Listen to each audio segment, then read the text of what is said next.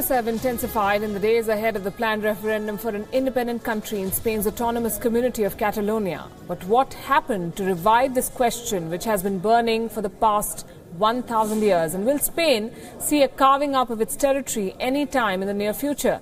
Senior foreign editor Padma Rao breaks it down. This is the home of Salvador Dali, as also Juan Miro. This is where thousands of tourists flock to sunbathe in Costa Brava or ski down the slopes of the Pyrenees.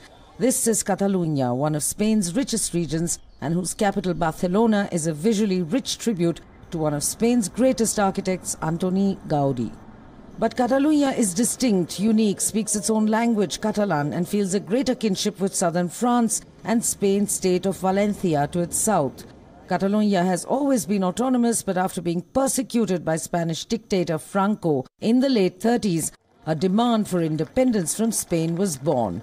It is that demand that has led to the current standoff between Madrid and Barcelona. The Catalans want a referendum to declare independence, and ahead of the controversial vote, Spain has clamped down hard by seizing ballot papers and boxes, imposing heavy fines on officials organizing the referendum and declaring a virtual emergency in its northeastern province. Independencia de Cataluña no se hace en contra de nadie. Catalonia's independence is not against anyone. It's not against Spain and much less against Spaniards. The desire for independence is born out of the will to construct our own personality from our own particularity, a better world and a better Europe, with the will to overcome the political tensions we've had with part of the state institutions and to have the capability to build a framework for a more open society with better opportunities where there is no discrimination and where at the end citizens feel closer to their representatives than they do now. Mucho más abierta, plural, con mejores oportunidades, donde no haya discriminaciones. There are reasons that stretch beyond Franco and the World War and have been on the rise since 2010, when a Spanish court curtailed Catalonia's separatist dreams. Things reached a head with the European economic crisis, which hit Spain particularly hard. Resentments and debts began to grow, and Catalans began to feel they were giving away too much of their land's earnings to the central government in Madrid. It's simple. There are economic reasons, identity reasons, linguistics, which are part of identity. But basically, it is because what future is there in this current state of things? None. I want hope and a future. It's basically because of that. Spanish Prime Minister Mariano Rajoy is not budging for now. He got the Constitutional Court to suspend the referendum-enabling law passed by the Catalans and has ensured that Madrid takes control of Catalonia's police and its banks. There are protests across the region, but Spain is no banana republic. So it is unlikely that the region of 7.5 million citizens will turn violent ahead of this vote. But like the many wars besetting Spain since the economic crisis, the question of the referendum is unlikely to go away, at least till Madrid makes some major concessions and Barcelona accepts in return for full separatism from Spain. Padma Rao, WION.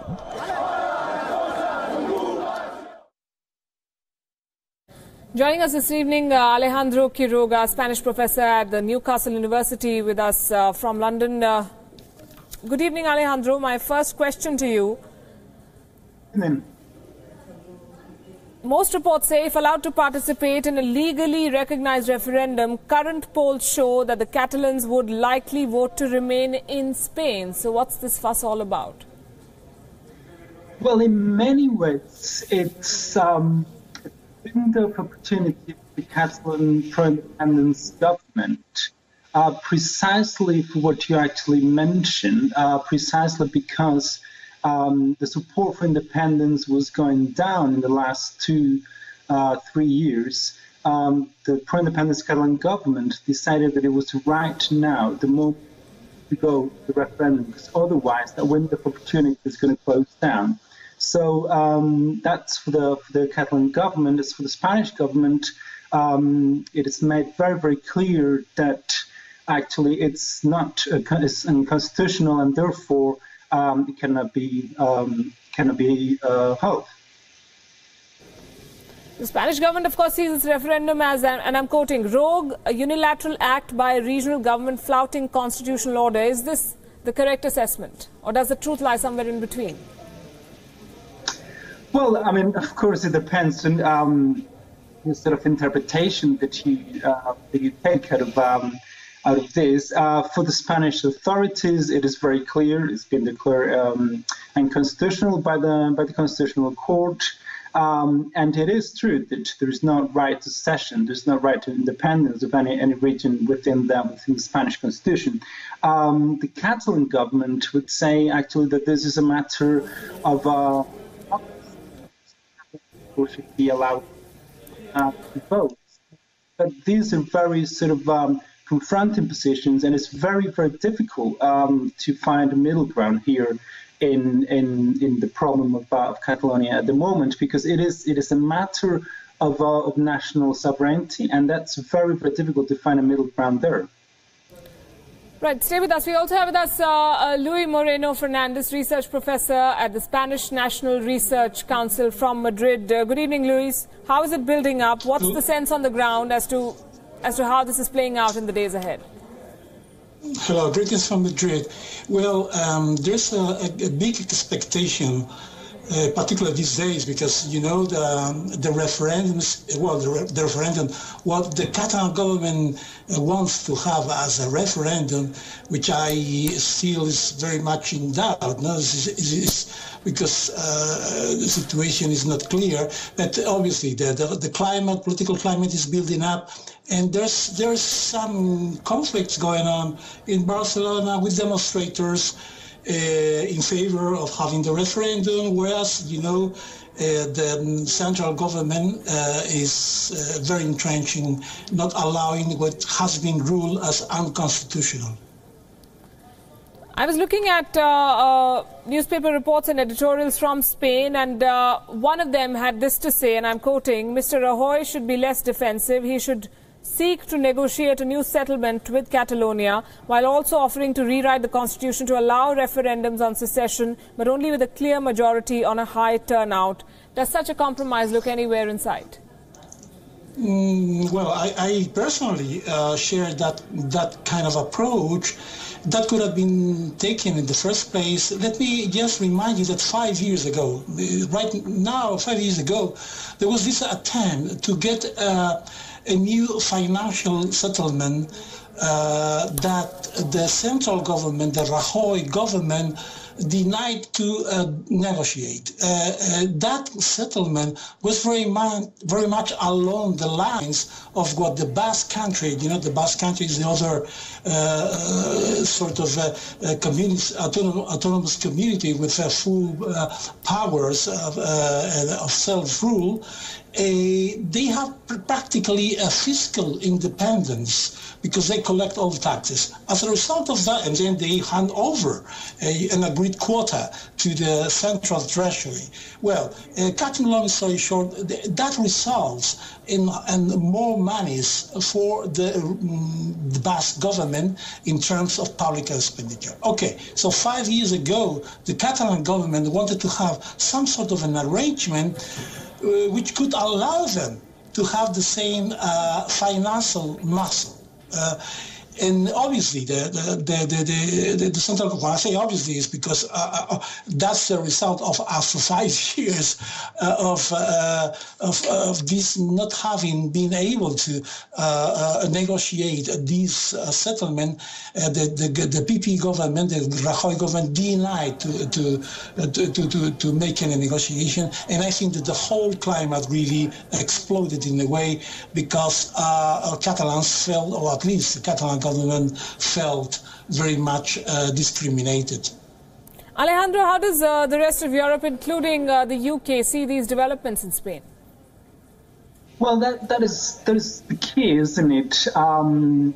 Currently, the Catalan government is looking for some sort of support within the European Union, outside Catalonia, because one of the things that are actually on the cards at this very moment is what is called a unilateral declaration of independence. So at least some members of the Catalan government have declared that they would go for independence, unilateral independence, declaration of independence. And this is the key, that they need support outside of Spain and within the European Union as to get some sort of recognition for that independence if it's going to be declared. Now, so far, most European countries have decided that this was an internal, a domestic problem of Spain, and therefore they had nothing to say about this. Situation may be changing if things escalated in a violent manner in Catalonia, but I don't think that it's going to be the case. So far, the main support, at least in the UK, came from the Scottish Nationalist Party, and it's quite difficult for obvious reasons to get support from the British government. And the same happened in the case of France, same happened in the case of Germany. So far, the line certainly of Brussels, the line of the European Union, this is Spain's domestic problem. We're not going to get involved into that. But for the Catalan government, it would be crucial to get some sort of support in Brussels, in Paris, in Berlin, or even in London. Louis, for those who do not know Spain very well, I understand that it has at least 17 such regions which are culturally very different.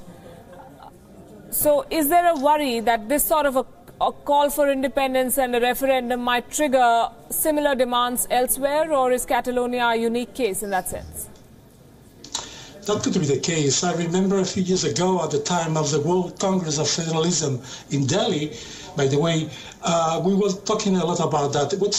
That's what I call, in sociological terms, a competitive federalism, ethno-territorial concurrence. Cutting long story short, once again, is that yes, I mean, some autonomous communities, they look to each other, and the moment they feel one of them is better ahead, or is getting new power, a new decentralized power, that triggers claims from these sort of advance, or in this case, the other way around, these communities that they feel they are lagging behind. That was the case, as I explained before, of the financial settlement with Catalonia. Catalonia felt that the Basque country was having a better treatment in terms of resources, monies, and that in a way that was really the one thing which triggered all these process which now is facing independence. Let me just comment on the thing about international.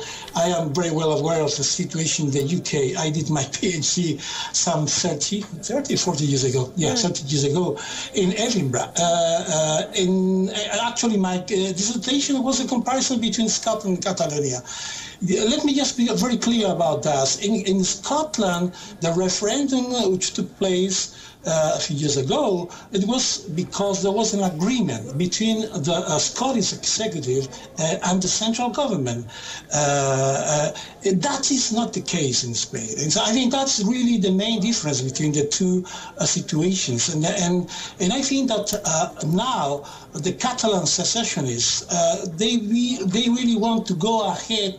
Perhaps, that's my own interpretation, in order to put a lot of pressure on the central government, but knowing that obviously they were in a sort of a cul-de-sac, because constitutionally speaking, that was not possible.